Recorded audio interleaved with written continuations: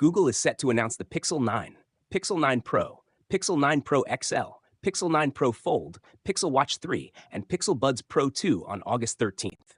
Alongside the Pixel 9 series, the new 45-watt Google charger will also be launched. The Pixel 9 will be priced at £750 for the 128GB model and £894 for the 256GB model in the UK. We've got a ton of newly leaked promo videos and official cases, along with some marketing materials. The Pixel 9 will be available in Obsidian, Porcelain, Rose, and Green.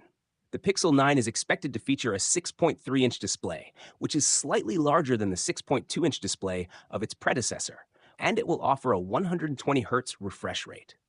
The Pixel 9 will boast a 50-megapixel main camera, a 48-megapixel ultra-wide sensor, and a 10.5-megapixel selfie camera. In terms of performance, the Pixel 9 will be powered by the Tensor G4 chipset, featuring a 3.10 GHz Prime core, 3x 2.6 GHz performance cores, and 4x 1.95 GHz efficiency cores, along with 12 GB of RAM. The Pixel 9 series will have a flat back panel and screen, while the Pixel 9 Pro will feature a matte back and glossy frames. The Pixel 9 will have a glossy back and matte frames, with the Pixel 9 Pro XL comparing favorably to the Pixel 9. Now, here's a hands-on comparison video between the Pixel 9 and Pixel 8. The Pixel 9 series is expected to be the first devices to launch with Android 15 out of the box. It seems that Google may take a new approach with the Pixel 9 series by launching 3 device models at once.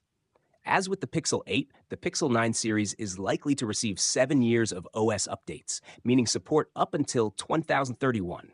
The standard Pixel 9 could be priced between $650 and $700. That's it for today's video.